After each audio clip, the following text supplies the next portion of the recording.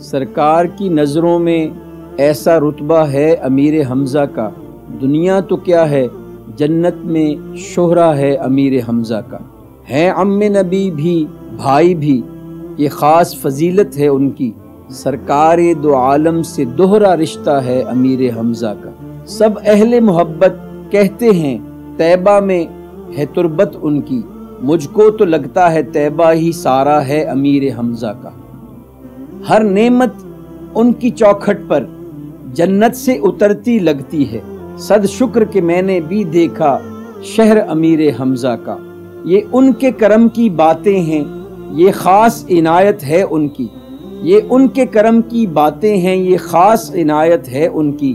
جو کچھ ہے میرے دامن میں وہ صدقہ ہے امیر حمزہ کا۔ رسول خدا احمد مجتبی محمد مصطفیٰ صلی اللہ علیہ وسلم مبارک کے تمام صحابہ و اہل بیت با کمال تھے، لیکن کچھ خاص و خاص بھی تھے، جن میں سے ایک نبی کریم صلی اللہ علیہ وسلم مبارک کے محبوب ترین چچا حضرت حمزہ ابن عبد المطلب بھی ہیں، جن کے اسلام کے حوالے سے بے شمار کارنامے ہیں، جن کی وجہ سے نبی کریم صلی اللہ علیہ وسلم مبارک ان سے بہت خاص محبت فرماتے تھے۔ آپ کا مبارک اسم حمزہ رضی اللہ تعالی عنہ ہے، آپ کی کنیت ابو یعلا اور ابو عمارہ ہے۔ نبی کریم صلی اللہ علیہ وسلم مبارک نے آپ کو کئی القابات سے نوازا، لیکن جو سب سے زیادہ مشہور ہوئے ان میں ایک سید الشہداء کا لقب ہے اور دوسرا اسد اللہ و اسد الرسول اللہ ہے۔ نبی کریم صلی اللہ علیہ وسلم مبارک سے آپ کے کئی رشتے تھے، مثلا سب سے پہلا آپ آقا کریم صلی اللہ علیہ وسلم کے سگے چچا تھے۔ دوسرا رشتہ کہ آپ دونوں نے جو ابو لہب کی آزاد کردہ لونڈی حضرت سویبہ کا دودھ پیا تھا، اس اعتبار سے آپ دونوں رضائی بھائی بھی تھے۔ تیسرا تعلق نبی کریم صلی اللہ علیہ وسلم مبارک سے آپ کی والدہ ماجدہ حضرت آمنہ بنت وہب کی نسبت سے تھا۔ حضرت امیر حمزہ رضی اللہ تعالی عنہ کی والدہ حالہ بنت وہیب حضرت آمنہ رضی اللہ تعالی عنہ کی چچا زاد بہن تھی۔ اس نسبت سے حضرت حمزہ نبی کریم صلی اللہ علیہ وسلم مبارک کے خالہ زاد بھائی بھی تھے۔ یوں تین نسبتوں سے رشتہ تھا، کہاں ایک غلامی کا رشتہ سعادت کی بات اور کہاں تین نسبتوں کو یکجا پانا، اس سے بڑھ کے اور کیا خوش بختی ہوگی بھلا۔ آپ کی سن ولادت میں مختلف آراء ہیں، بعض سیرت نگار آپ کو نبی کریم صلی اللہ علیہ وسلم مبارک سے عمر میں 2 سال بڑا بتاتے ہیں۔ امیر حمزہ رضی اللہ تعالی عنہ کی ولادت مکہ مکرمہ میں ہوئی، آپ کی رضاعت قبیلہ بنی بکر میں ہوئی۔ حضرت امیر حمزہ رضی اللہ تعالی عنہ بہت ہی خوبصورت اور حسین و جمیل تھے، خوبصورت پیشانی، درمیانہ قد، سرخ و سفید رنگ اور خوبصورت جسم کے مالک تھے۔ آپ کی آواز گرجدار اور باروب تھی۔ دشمن اسلام آپ سے ہمیشہ خوفزدہ رہتا تھا۔ آپ کو بچپن ہی سے تیر اندازی، نیزہ بازی، پہلوانی اور شکار کا بہت شوق تھا۔ جب آپ رضی اللہ تعالیٰ عنہ نے اسلام قبول کیا تب بھی آپ شکار سے ہی لوٹ رہے تھے۔ اہل عرب آپ کی بہادری اور جرأت مندی کی مثالیں دیا کرتے تھے اور اہل عرب آپ کی دلیری اور شجاعت سے بہت متاثر ہوتے تھے۔ ویسے تو نبی کریم صلی اللہ علیہ وسلم مبارک کے تمام صحابہ کرام کو نبی کریم صلی اللہ علیہ وسلم مبارک سے والہانہ عشق تھا اور آپ صلی اللہ علیہ وسلم مبارک کا ہر صحابی جانثاری سے سرشار تھا، لیکن حضرت امیر حمزہ رضی اللہ تعالیٰ عنہ کو نبی کریم صلی اللہ علیہ وسلم مبارک سے والہانہ عشق تھا اور یہ عشق اسلام قبول کرنے سے پہلے بھی موجود تھا۔ آپ کو نبی کریم صلی اللہ علیہ وسلم مبارک سے اسلام لانے سے قبل ایک ادب والی بھی نسبت تھی، جیسے دو روحوں کو آپس میں ہوتی ہے، جسے آپ کشش کا لفظ کہہ سکتے ہیں کہ نبی کریم صلی اللہ علیہ وسلم مبارک کی طرف سیدنا امیر حمزہ رضی اللہ تعالیٰ عنہ اسلام لانے سے قبل بھی کھینچ پڑتی تھی ان کو۔ ایک قلب کے گوشے میں نبی کریم صلی اللہ علیہ وسلم مبارک کے لیے والہانہ محبت اسلام لانے سے قبل بھی موجود تھی۔ تو جس طرح دو روحوں کی آپس میں محبت ہوتی ہے، اسی طرح سید الشہداء کی روح رسول خدا صلی اللہ علیہ وسلم مبارک کی روح مبارکہ سے بھی ایک ایسی ہی گہری نسبت رکھتی تھی۔ آپ رضی اللہ تعالیٰ عنہ نے بعثت کے 6 سال 6 نبوی میں اسلام قبول کیا اور اسلام قبول کرنے کی وجہ ایک خاص واقعہ بنا۔ اس واقعے نے حضرت حمزہ رضی اللہ تعالیٰ عنہ کو نبی کریم صلی اللہ علیہ وسلم کی طرف متوجہ کیا اور آپ رضی اللہ تعالیٰ عنہ کو ایک سنجیدہ سوچ اور صحیح رخ بھی مل گیا۔ ہوا اس طرح کہ سید الانبیاء نبی کریم صلی اللہ علیہ وسلم مبارک کوہ صفا کے دامن میں تشریف فرما تھے، اتنے میں ابو جہل وہاں پر پہنچا اور نبی کریم صلی اللہ علیہ وسلم مبارک کو جب اس منافق نے دیکھا تو وہ جب بھی نبی کریم صلی اللہ علیہ وسلم مبارک کو دیکھتا تھا تو وہ اس کے اندر ایک گستاخی کی آگ پیدا ہوتی تھی۔ وہ بدبخت انسان نبی کریم صلی اللہ علیہ وسلم کو جب اس نے دیکھا تو وہ ان کی شان میں گستاخی کرنے لگا اور بد زبانی کرنے لگا۔ نبی کریم صلی اللہ علیہ وسلم مبارک نے بہت صبر اور تحمل سے اس کو سنا، لیکن ابو جہل کے منہ میں جو کچھ بھی آیا وہ بدبخت اسی طریقے سے وہ بکتا رہا۔ لیکن اس بار اس نے جب نبی کریم صلی اللہ علیہ وسلم مبارک کو کوہ صفا کے دامن میں دیکھا تو اس نے انتہا کر دی اور آپ صلی اللہ علیہ وسلم مبارک پر اس نے حملہ کرنے کی کوشش کی۔ ایک روایت میں تو یہ بھی ہے کہ بدبخت ابو جہل نے نبی کریم صلی اللہ علیہ وسلم مبارک کی طرف پتھر مارا تو نبی کریم صلی اللہ علیہ وسلم مبارک کو وہ پتھر لگا اور خون بہنے لگا۔ جب ابو جہل نے خون بہتا دیکھا تو وہ خانہ کعبہ کے پاس چوپال میں جا بیٹھا جہاں دوسرے سردار بیٹھے ہوئے تھے۔ اس کے جانے کے بعد کچھ دیر تک نبی کریم صلی اللہ علیہ وسلم مبارک وہاں رکے رہے، پھر آپ صلی اللہ علیہ وسلم مبارک اپنے گھر کی طرف تشریف لے گئے۔ قریب ہی عبداللہ بن جدعان کا گھر تھا اور اس کی لونڈی یہ سب کچھ دیکھ رہی تھی۔ حضرت حمزہ رضی اللہ تعالیٰ عنہ شکار پر گئے ہوئے تھے۔ کچھ دیر بعد آپ رضی اللہ تعالیٰ عنہ اپنا شکار اور تیر کمان لیے ہوئے ادھر سے گزرے تو عبداللہ بن جدعان کی لونڈی نے کہا، آج تو بہت برا ہوا۔ سیدنا امیر حمزہ رضی اللہ تعالیٰ عنہ نے پوچھا کیا ہوا تو اس نے تمام واقعات تفصیل سے بیان کیا۔ حضرت امیر حمزہ رضی اللہ تعالیٰ عنہ کو اپنے پیارے بھتیجے صلی اللہ علیہ وسلم مبارک سے بہت زیادہ محبت تھی تو آپ سے وہ واقعہ سن کے برداشت نہ ہوا۔ آپ غصہ سے بے قابو ہو گئے اور اپنے شکار کو وہیں پھینکا اور سیدھے صحن کعبہ میں چوپال کے پاس پہنچ گئے۔ آپ نے دیکھا کہ ابو جہل وہاں بیٹھا اپنی بڑھائی ہانک رہا تھا تو آپ نے پہنچتے ہی اپنی کمان ابو جہل کے سر پر دے ماری اور اس کا سر پھٹ گیا اور خون بہنے لگا۔ امیر حمزہ نے جلال بھری آواز میں کہا، تو میرے بھتیجے کے ساتھ بدتمیزی کرتا ہے اور اس پر حملہ کرتا ہے۔ میں کہتا ہوں میں اسی کے دین پر ہوں، اب بول کیا میرا بگاڑ لے گا۔ لوگ ابو جہل کی مدد کے لیے کھڑے ہوئے تو ابو جہل نے کہا کہ رک جاؤ، غلطی میری ہی تھی۔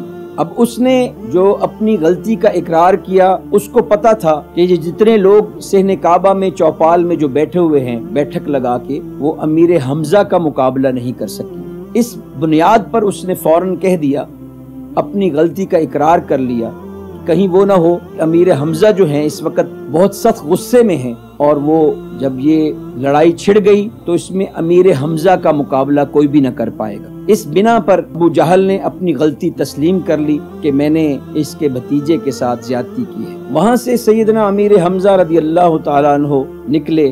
جو آپ اپنی سمجھ اور سوچ کے مطابق کر سکتے تھے آپ نے وہ ابو جہل کے ساتھ کیا اور آپ اپنے پیارے بھتیجے نبی کریم صلی اللہ علیہ وسلم کا بدلہ لے کر انتہائی خوشی کے عالم میں سید الانبیاء صلی اللہ علیہ وسلم مبارک کی خدمت میں حاضر ہوئے اور عرض کیا، بھتیجے ابو جہل نے جو غلط حرکت تمہارے ساتھ کی تھی میں نے اس کا بدلہ لے لیا ہے اور اس کا سر پھاڑ دیا ہے۔ تو نبی کریم صلی اللہ علیہ وسلم مبارک نے فرمایا، چچا جان اگر بدلہ لینے کی بجائے آپ اسلام قبول کر لیتے تو مجھے اس کی خوشی زیادہ ہوتی۔ نبی کریم صلی اللہ علیہ وسلم مبارک سے یہ الفاظ سن کر حضرت حمزہ رضی اللہ تعالیٰ عنہ اپنے گھر خاموشی سے چلے گئے، لیکن نبی کریم صلی اللہ علیہ وسلم کے الفاظ جو آپ نے ارشاد فرمائے وہ ان کی روح کے اندر اتر گئے۔ روایات میں آتا ہے کہ پوری رات بے چینی سے کروٹیں بدلتے گزر گئی۔ جب کسی طرح بھی اضطراب اور بے چینی دور نہ ہوئی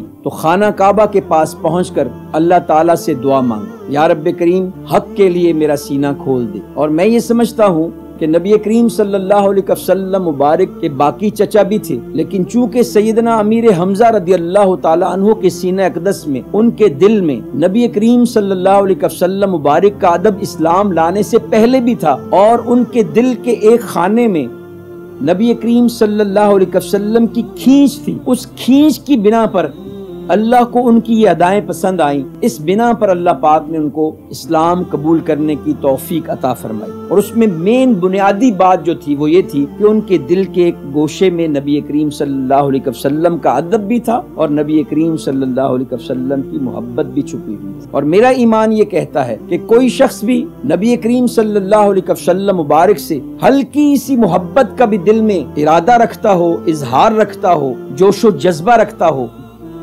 تو میرا ایمان یہ کہتا ہے کہ اللہ کریم کسی نہ کسی مقام پر اپنے فضل سے اور اپنے محبوب صلی اللہ علیہ وسلم کی محبت کی نسبت سے اس کو ایمان کی دولت سے ضرور انشاءاللہ نوازے گا۔ تو جب آپ نے خانہ خدا میں جا کے اللہ کی بارگاہ میں دعا کی کہ یا رب کریم میرا سینہ کھول دے اور میرے دل میں جو شک اور شبے کی ہلکی سی بھی لہر ہے اس تردد کو میرے سینے سے دور فرما دے، تو اللہ کریم نے اپنے فضل سے ان کی خانہ خدا میں کی ہوئی دعا جو ہے وہ قبول فرمائی اور اللہ تعالیٰ نے آپ رضی اللہ تعالیٰ عنہ کا سینہ اسلام کے لیے کھول دیا اور حق آپ رضی اللہ تعالیٰ عنہ پر واضح ہو گیا۔ صبح ہوتے ہی نبی کریم صلی اللہ علیہ وسلم مبارک کی خدمت میں حاضر ہوئے اور دائرہ اسلام میں داخل ہو گئے، اسلام قبول کر لیا۔ آپ کے قبول اسلام سے کفر پر ہیبت و دبدبہ طاری ہو گیا۔ قبول اسلام پر شکر خداوندی کے طور پر آپ نے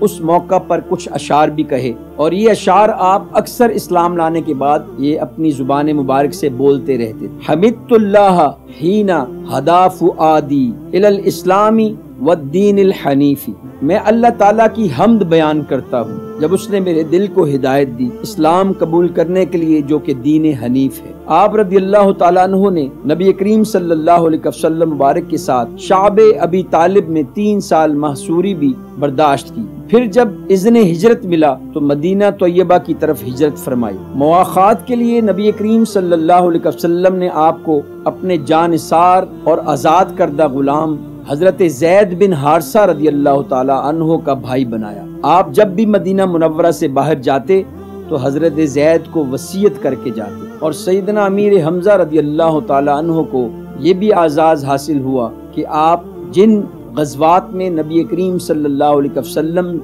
موجود تھے ان میں آپ کو بھی سعادت ملی اور جن سرایہ میں نبی کریم صلی اللہ علیہ وسلم مبارک موجود نہیں تھے ان میں بھی شرکت کی سعادت ملی۔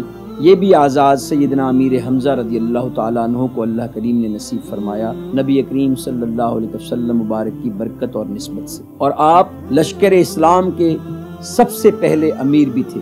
ہجرت کے 6-7 ماہ کے بعد نبی کریم صلی اللہ علیہ وسلم نے قریش مکہ کے تجارتی قافلے پر چھاپا مارنے کے لیے یہ لشکر روانہ کیا تھا۔ اس لشکر کی قیادت حضرت امیر حمزہ رضی اللہ تعالیٰ عنہ نے کی تھی۔ یہ لشکر کفار مکہ سے ٹکرایا تو ضرور تھا لیکن جنگ نہیں ہوئی تھی۔ قبیلہ جہنیہ کے سردار نے بیچ بچاؤ کروایا تھا اور یہ جو جنگ ہے یہ مارکا جنگ و جدل کے بغیر جو ہے وہ تکمیل کے مراحل کو پہنچا تھا۔ اس کے بعد نبی کریم صلی اللہ علیہ وسلم مبارک نے سال کے بعد یعنی صفر کے مہینے میں ایک لشکر کی قیادت کی جس کا مقصد قریش مکہ کے تجارتی قافلے پر چھاپا مارنا تھا۔ اس لشکر کا علم حضرت حمزہ کے سپرد تھا۔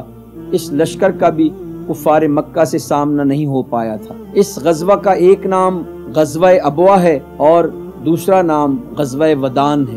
غزوہ بدر جسے یوم الفرقان بھی کہا جاتا ہے، اس میں حضرت امیر حمزہ رضی اللہ تعالیٰ عنہ نے ایسے داد شجاعت وصول کی کہ نبی کریم صلی اللہ علیہ وسلم مبارک نے انہیں اسد اللہ و اسد الرسول اللہ کا لقب عطا فرمایا۔ کفار مکہ نے خود اعتراف کیا کہ اس جنگ میں حضرت امیر حمزہ نے سب سے زیادہ نقصان پہنچایا ہے۔ اسی شجاعت و بہادری کو دیکھتے ہوئے امام احمد رضا خان بریلوی رحمۃ اللہ علیہ لکھتے ہیں، ان کے آگے وہ حمزہ کی جاں بازیاں، شیر غران سطوت پہ لاکھوں سلام۔ آپ جس طرف بھی جاتے کفار کے ٹکڑے ٹکڑے کر دیتے۔ آپ دونوں ہاتھوں سے تلوار چلاتے تھے۔ اس غزوہ کا پہلا مقتول اسود مخزومی تھا۔ سیدنا امیر حمزہ رضی اللہ تعالیٰ عنہ کے ہاتھوں واصل جہنم ہوا۔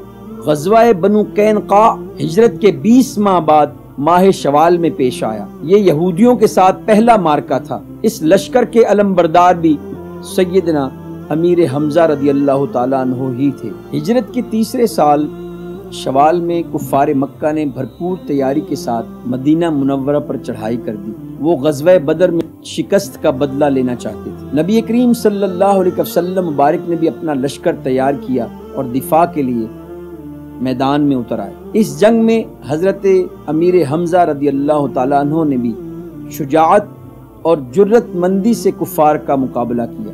جنگ بدر میں جن قریش مکہ کو سیدنا امیر حمزہ رضی اللہ تعالیٰ عنہ نے واصل جہنم کیا، ان کے گھروں کی عورتیں انتقام کی آگ میں جل رہی تھیں۔ اس مارکے میں سیدنا امیر حمزہ رضی اللہ تعالیٰ عنہ نے ہندا کے والد کو بھی واصل جہنم کر دیا اور جبیر بن مطعم کے چچا کو بھی واصل جہنم کر دیا۔ وہ اس چیز کا بدلہ چاہتے تھے۔ اس بنا پر ہندا اور جبیر بن مطعم نے وحشی کو دولت اور آزادی کا لالچ دے کر قتل پر آمادہ کروا لیا۔ جس وقت حضرت حمزہ رضی اللہ تعالیٰ عنہ کی تلوار سے سبا بن عبد العزا کا سر کاٹا، اس وقت وحشی نے چھپ کر زہر میں بجھے ہوئے نیزے سے آپ رضی اللہ تعالیٰ عنہ پر پیچھے سے وار کیا۔ وہ ایسا گہرا وار تھا کہ اس کی وجہ سے آپ کی شہادت ہو گئی۔ جب ہندا کو پتہ چلا تو وہ سیدنا امیر حمزہ رضی اللہ تعالیٰ عنہ کے جسد پاک کے پاس آئی اور ادھر آ کے جگر نکال کر اپنا غصہ نکالنے کے لیے جگر کو چبایا۔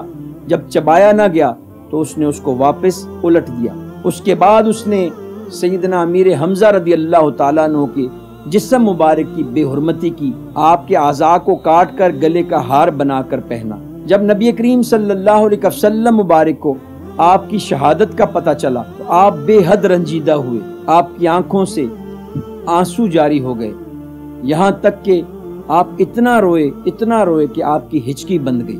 آپ صلی اللہ علیہ وسلم مبارک کو سیدنا امیر حمزہ رضی اللہ تعالیٰ عنہ کی شہادت پر جس قدر دکھ ہوا اور جو تکلیف ہوئی، اس سے حضرت امیر حمزہ رضی اللہ تعالیٰ عنہ سے نبی کریم صلی اللہ علیہ وسلم مبارک کی محبت واضح ہے۔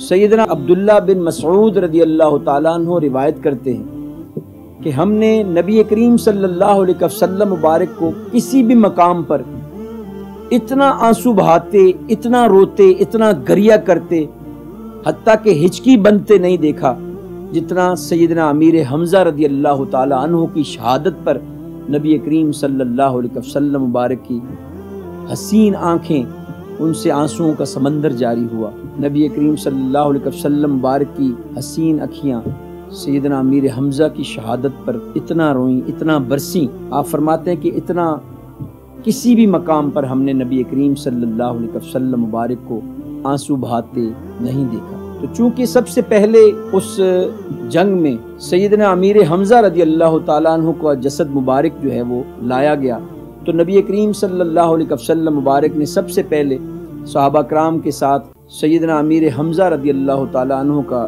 نماز جنازہ پڑھایا۔ اور روایات میں آتا ہے کہ پھر جوں جوں صحابہ کرام کے جسد مبارک آتے گئے شہداء کے، تو وہ سیدنا امیر حمزہ رضی اللہ تعالیٰ عنہ کا چونکہ جسد مبارک پڑا ہوا تھا سامنے، تو جو بھی صحابی شہادت کا مرتبہ پاتے ان کو حضور کی بارگاہ میں اٹھا کے لایا جاتا، تو ہر دفعہ میں جو جنازہ پڑھا جاتا اس میں نبی کریم صلی اللہ علیہ وسلم مبارک شامل ہوتے۔ اور روایات میں آتا ہے کہ نبی کریم صلی اللہ علیہ وسلم مبارک نے 70 مرتبہ سیدنا امیر حمزہ رضی اللہ تعالی عنہ کی نماز جنازہ پڑھی۔ اور بعض روایات میں یہ بھی آتا ہے کہ سیدنا نبی کریم صلی اللہ علیہ وسلم مبارک نے اپنے چچا جان کے لیے جو آپ کو جان سے زیادہ عزیز تھے 70 مرتبہ استغفار کیا۔ اور نبی کریم صلی اللہ علیہ وسلم مبارک نے اس موقع پر ارشاد فرمایا، سید الشہداء حمزہ بن عبد المطلب، یعنی حمزہ شہیدوں کے سردار ہیں۔ جب تدفین کرنے کا وقت آیا، سیدہ صفیہ رضی اللہ تعالی عنہا جو نبی کریم صلی اللہ علیہ وسلم مبارک کی پھپھی ہیں، یعنی حضرت حمزہ بن عبد المطلب رضی اللہ تعالی عنہ کی ہمشیرہ دور سے آتی ہوئی دکھائی دی، تو نبی کریم صلی اللہ علیہ وسلم مبارک نے ان کے بیٹے حضرت زبیر بن العوام رضی اللہ تعالی عنہ سے فرمایا کہ جاؤ اپنی والدہ کو ادھر مت آنے دو، ان کو کہو کہ وہ واپس لوٹ جائیں، وہ اپنے بھائی امیر حمزہ کو اس حال میں نہ دیکھ پائیں گے۔ تو جب جا کے بیٹے نے نبی کریم صلی اللہ علیہ وسلم مبارک کا پیغام حضرت صفیہ رضی اللہ تعالی عنہا کو دیا تو انہوں نے واپس پیغام بھیجا کہ کیا میں اہل بیت میں سے نہیں ہوں؟ اگر تو میں اہل بیت میں سے ہوں تو مجھے بھی اجازت دیں کہ میں اپنے بھائی کا آخری دیدار کر لوں، اور میں اللہ کی رضا پر راضی ہوں تو مجھے اپنے بھائی کا آخری دیدار کرنے دیا جائے۔ تو پھر آخر میں حضرت صفیہ رضی اللہ تعالی عنہ حضرت امیر حمزہ رضی اللہ تعالی عنہ کے جسد مبارک کے پاس آئیں اور سیدہ فاطمہ الزہرا رضی اللہ تعالی عنہ رونے لگی۔ ان کے رونے سے نبی کریم صلی اللہ علیہ وسلم بھی کریاں کنا ہوئے اور فرمایا کہ حضرت امیر حمزہ کو 7ویں آسمان والوں نے اسد اللہ و اسد الرسول اللہ لکھا ہے، اور فرمایا کہ ان کے لیے قبریں کھودیں اور ان کو دفن کر دیں۔ یہ تھا نبی کریم صلی اللہ علیہ وسلم کا حضرت امیر حمزہ رضی اللہ تعالیٰ عنہ کے ساتھ والہانہ پیار، والہانہ عقیدت، والہانہ محبت، ان کی جانثاری، ان کی اسلام لانے سے قبل بھی حضور کے ساتھ جو محبت تھی وہ نبی کریم صلی اللہ علیہ وسلم مبارک کے سینہ اقدس سے امٹ کے آپ کی شہادت کے وقت باہر آئی، اور وہ آنسوؤں کی صورت میں جو ہے وہ ہچکیوں کی صورت میں ظاہر ہوئی۔ اس موقع پر شاعر نے بہت خوب بات کی ہے، شہید احد حمزہ کا زباں پر نام آیا ہے، بڑی شدت سے جس کے غم نے آقا کو رلایا ہے، جہان کفر پہ لرزا ہے طاری نام سے تیرے، ناموس رسالت کا علم تو نے اٹھایا ہے، رقم ہے لوح عالم پر، رقم ہے لوح عالم پر تیرا جاں کو لٹا دینا، نبی سے عہد الفت جس طرح تو نے نبھایا ہے، نبی سے عہد الفت جس طرح تو نے نبھایا ہے۔ نبی کریم صلی اللہ علیہ وسلم مبارک اس سانحے پر شدید غم کا شکار تھے جب آپ مدینہ منورہ تشریف لائے اور بنی عبد اشہل کی عورتوں کو اپنے اپنے عزیز و اقارب پر روتے ہوئے سنا تو فرمایا افسوس میرے چچا جان حمزہ کے لیے رونے والیاں بھی نہیں۔ انصار نے یہ سن کر اپنی عورتوں کو آستانہ نبوت پر بھیج دیا، جنہوں نے نہایت رقت آمیز طریقے سے سید الشہداء رضی اللہ تعالی عنہ پر گریہ و زاری شروع کی۔ اسی حالت میں نبی کریم صلی اللہ علیہ وسلم مبارک کی آنکھ لگ گئی۔ کچھ دیر کے بعد آپ بیدار ہوئے تو دیکھا کہ وہ اب تک رو رہی ہیں۔ فرمایا کیا خوب یہ سب اب تک بیٹھی ہوئی ہیں اور رو رہی ہیں، انہیں حکم دو کہ واپس جائیں۔ اور پھر اس وقت میں عورتوں کا یہ دستور ہو گیا، کسی شہید ہونے والے یا مرنے والے پر روتی تھیں تو سب سے پہلے سیدنا امیر حمزہ رضی اللہ تعالی عنہ پر چند آنسو بہا لیتی تھی، اور یہ بھی نبی کریم صلی اللہ علیہ وسلم مبارک کی محبت کی وجہ سے وہ یہ عمل کرتی تھی۔ آپ رضی اللہ تعالی عنہ کی شہادت کے بعد نبی کریم صلی اللہ علیہ وسلم مبارک اکثر اوقات خود بھی آپ کی قبر پر تشریف لے جاتے، اور سیدہ کائنات حضرت فاطمہ الزہرا رضی اللہ تعالی عنہ بھی اکثر تشریف لاتی، فاتحہ کے لیے اور قبر مبارک کی مٹی درست فرماتی، اور سیدہ کائنات فاطمہ الزہرا رضی اللہ تعالی عنہ بھی سیدنا امیر حمزہ رضی اللہ تعالی عنہ کی قبر پر اکثر تشریف لے جاتی فاتح خوانی کے لیے اور قبر مبارک کی مٹی کو درست فرماتی۔ فتح مکہ کے بعد جب حضرت وحشی نے اسلام قبول کر لیا تو نبی کریم صلی اللہ علیہ وسلم مبارک نے انہیں معاف کر دیا، لیکن آپ نے یہ فرمایا کہ تم میرے سامنے نہ آیا کرو، جب تم میرے سامنے آتے ہو تو مجھے اپنے پیارے چچا جان کی یاد آتی ہے۔ آپ کو اپنے چچا کی شہادت کا اتنا غم اور دکھ تھا کہ فتح مکہ کے موقع پر عام معافی کا اعلان ہوا۔ سیدنا علی رضی اللہ تعالی عنہ حضرت حمزہ کی صاحبزادی کو لے کر حضور کی بارگاہ میں حاضر ہوئے تو آپ صلی اللہ علیہ وسلم مبارک نے اپنے چچا کی صاحبزادی کو دیکھ کر اتنے بے اختیار ہو گئے، اتنے غمگین ہو گئے کہ آپ نے فرمایا اے علی میرے چچا کی صاحبزادی کو لے جاؤ، ورنہ میں غم میں تمام کفار مکہ کو قتل کرنے کا اعلان کر دوں گا۔ اللہ اکبر، اللہ اکبر۔ آپ کو اپنے پیارے چچا سے اتنی محبت تھی کہ ایک صحابی نے بچے کا نام رکھنے کے حوالہ سے سوال کیا تو آپ نے فرمایا مجھے میرے چچا امیر حمزہ سب سے زیادہ محبوب ہیں، تم ان کے نام پر اپنے بچے کا نام رکھ لو۔ تو یہ نبی کریم صلی اللہ علیہ وسلم مبارک کی والہانہ محبت اور عقیدت جو سیدنا امیر حمزہ رضی اللہ تعالی عنہ کے ساتھ تھی، اس کا ایک اظہار تھا کہ آپ نے اس صحابی سے فرمایا کہ تم میرے چچا کے نام پر اپنے بیٹے کا نام رکھ لو۔ اللہ کریم سیدنا امیر حمزہ رضی اللہ تعالی عنہ کے درجات بلند فرمائے، اور جس طرح دنیا میں نبی کریم صلی اللہ علیہ وسلم مبارک کے ساتھ ان کا ساتھ تھا، ان کے ساتھ ان کی معیت میں رہتے تھے، اسی طرح اللہ کریم جنت الفردوس میں بھی نبی کریم صلی اللہ علیہ وسلم مبارک کی معیت میں ان کو رکھے، اور ان کے نقش قدم پر ہمیں چلنے کی توفیق عطا فرمائے۔ جس طرح والہانہ محبت انہوں نے نبی کریم صلی اللہ علیہ وسلم مبارک سے کی، اس کی ایک چنگاری اللہ کریم اس امت کو عطا فرمائے، ان کے نقش قدم پر چلنے کی توفیق عطا فرمائے، نبی کریم صلی اللہ علیہ وسلم مبارک پر والہانہ محبت و عقیدت کے پھول نچھاور کرنے کی توفیق عطا فرمائے، ان ہستیوں کے نقش قدم پر چلنے کی ہم سب کو توفیق عطا فرمائے۔ وما علینا الا البلاغ۔